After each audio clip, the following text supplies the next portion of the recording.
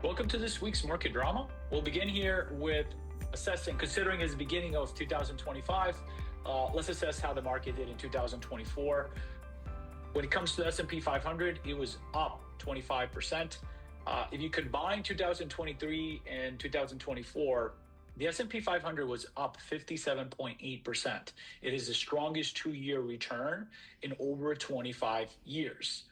So a big question comes up, which is, well, after such strong returns, shouldn't I not be buying any stocks, or should I be selling stocks?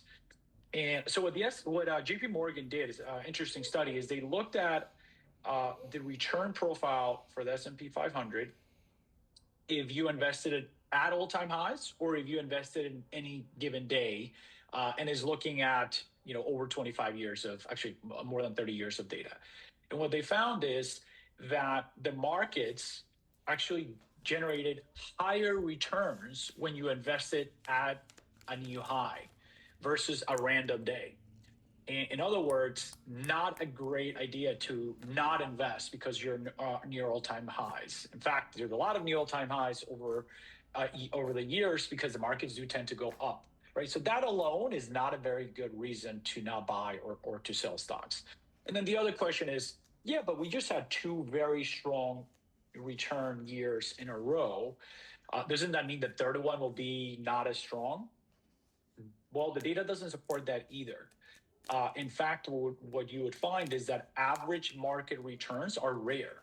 What I mean by that is that right now, Wall Street average predictions is that the market will be up 10% in 2025.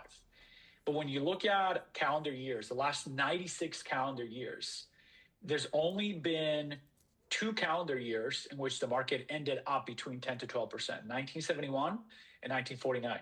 In other words, it is actually rare to get average returns for markets.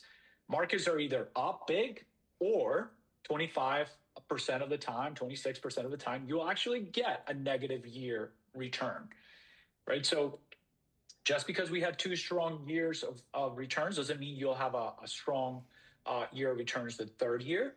What will drive that is the main fundamental drivers of the market, which is, will earnings continue to grow?